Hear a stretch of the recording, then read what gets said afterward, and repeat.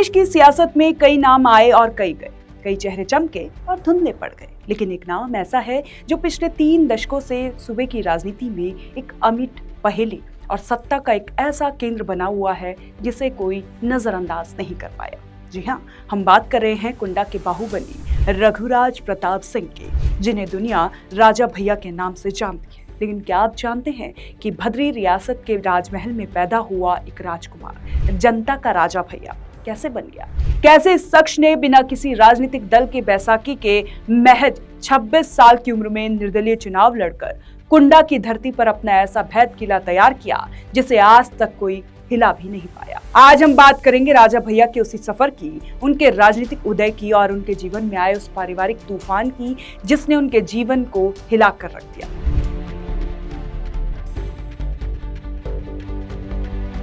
साल 1993 ये वो दौर था जब उत्तर प्रदेश की राजनीति जातिवाद, क्षेत्रीयता और बाहुबली के चरम पर थी। इसी माहौल में राजा भैया ने पहली बार राजनीति में कदम रखा। उन्होंने किसी बड़ी राजनीतिक पार्टी का दामन थामने के बजाय निर्दलीय चुनाव लड़ने का फैसला किया। महज 26 साल की उम्र में कुंडा विधानसभा सीट से उन्होंने पर्चा भरा। वो चुनाव नहीं था, वो कुंडा की धरती पर एक नए इतिहास की शुरुआत थी। राजा भैया ने अपने पहले ही चुनाव में ऐसी एक तरफा जीत दर्ज की कि बड़े बड़े राजनीतिक पंडित दांतों तले उंगलियां दबाने पर मजबूर हो गए। इसके बाद तो जैसे कुंडा और राजा भैया एक दूसरे के पूरक बन गए।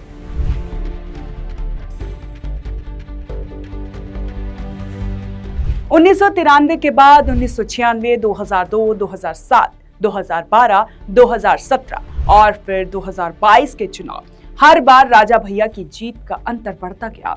विरोधी पार्टियां आती रही, प्रत्याशी बदलते रहे, लेकिन कुंडा का नतीजा कभी नहीं बदला। वो चाहे निर्दलीय लड़े हों या अपनी खुद की बनाई जनसत्ता दल लोकतांत्रिक पार्टी से, कुंडा की जनता ने हमेशा उनकी झोली को वोटों से लबालब भरा।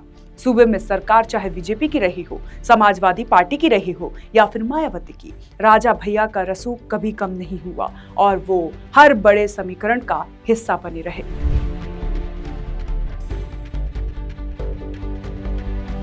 लेकिन कहते हैं ना, वक्त हमेशा एक जैसा नहीं रहता। जो राजा भैया दुश्मनों के चक्रव्यूह को चुटकी में भेदने का दम रखते थे, उनके जीवन में एक ऐसा तूफान आया जिसने उनके घर की चारदीवारी को हिला कर रख दिया। राजा भैया और उनकी पत्नी भानवी कुमारी सिंह के बीच का पारिवारिक विवाद सार्वजनिक हो गया। लगभग 2.5 दशक से ज्यादा वक्त तक साथ रहने के बाद ये विवाद तब खुलकर सामने आया जब राजा भैया ने दिल्ली के साकेत कोर्ट में तलाक की अर्जी दाखिल कर दी। शुरुआत में इसे सिर्फ एक मियां बीवी का झगड़ा माना जा रहा था, लेकिन धीरे धीरे इस विवाद की परतें खुलती गई और इसमें गंभीर आरोप प्रत्यारोप का दौर शुरू हो गया। भानवी सिंह ने राजा भैया के करीबी और उनके भाई समान MLC अक्षय प्रताप सिंह के खिलाफ वित्तीय धोखाधड़ी और जालसाजी का मुकदमा दर्ज करा दिया। ये कदम राजा भैया के लिए एक सीधे राजनीतिक और व्यक्तिगत झटके की तरह था। इसके बाद कोर्ट कचहरी के चक्कर, मीडिया में बयानबाजी और दोनों पक्षों की तरफ से लगाए गए आरोपों ने इस पारिवारिक कलह को उत्तर प्रदेश की सबसे बड़ी सुर्खियों में लाकर खड़ा कर दिया। भानवी सिंह ने खुलकर मीडिया के सामने आकर अपने हक की लड़ाई लड़ने की बात कही, तो वहीं राजा भैया ने इस पूरे मामले पर बेहद सधे हुए लेकिन कड़े शब्दों में अपनी बात रखी।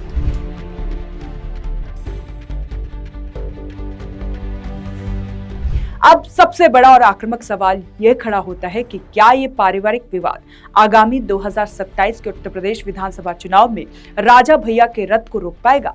क्या ये विवाद उनके सियासी समीकरणों में खलल डालेगा? इस बात को बहुत गहराई से समझने की जरूरत है। राजा भैया के राजनीतिक सफर बंद कमरों या महलों की राजनीति नहीं है। उनकी सियासत का आधार उनका वो जनता दरबार है जो दशकों से कुंडा में बिना नागा लगता आ रहा है। कुंडा के लोग राजा भैया को एक राजनेता से ज्यादा एक न्यायकर्ता और अपने अभिभावक के रूप में देखते हैं।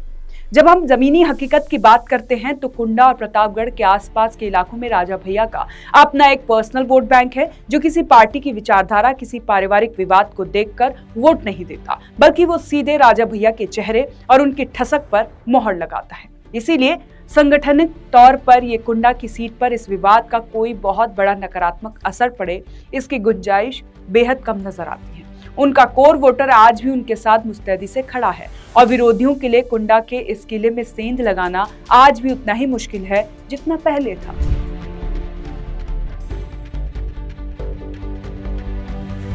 लेकिन सिक्के का दूसरा पहलू भी है, जिसे नजरअंदाज करना आत्मघाती साबित हो सकता है। क्या पत्नी के साथ चल रहा ये हाई प्रोफाइल विवाद जनता के बीच राजा भैया की छवि को खराब कर सकता है? इस सवाल का जवाब हाँ और ना के एक बेहद महीन संतुलन पर टिका है। राजा भैया की छवि हमेशा से एक क्षेत्रीय बाहुबली, एक सशक्त और अपने परिवार क्षेत्र को संभाल कर रखने वाले एक मजबूत मुखिया की रही है। भारतीय समाज में विशेषकर ग्रामीण और शहरी इलाकों में पारिवारिक स्थिरता को बहुत महत्व दिया जाता है। जब एक ऐसा नेता जो दूसरों के पारिवारिक और जमीनी विवादों को चुटकियों में सुलझाने के लिए जाना जाता है, वो खुद अपने घर के विवाद को कोर्ट की दहलीज पर जाने से ना रोक पाए, तो विरोधी इस बात को लपकने में देर नहीं करते। विपक्ष इस मुद्दे को राजा भैया की नैतिक कमजोरी के रूप में भुनाने की कोशिश जरूर करेगा। महिला मतदाताओं के एक वर्ग में भानवी सिंह के आरोप और उनकी सहानुभूति के कारण राजा भैया की छवि पर एक हल्का सा डेंट लग सकता है, खासकर उन इलाकों में जहां राजा भैया खुद चुनाव नहीं लड़ रहे हैं, बल्कि उनकी पार्टी जनसत्ता दल के अन्य उम्मीदवार मैदान में होंगे। वहां विरोधी दल इस पारिवारिक कलह को एक बड़ा मुद्दा बनाकर जनता के बीच ले जा सकते हैं।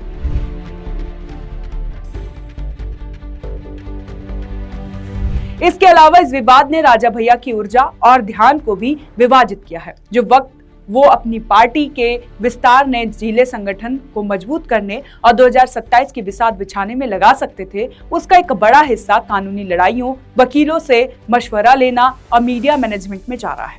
राजनीति में समय और एकाग्रता ही सबसे बड़ा हथियार होते हैं, और जब ये हथियार अपने ही घर की जंग में उलझ जाए तो बाहरी मोर्चे पर कमजोरी आना स्वाभाविक है।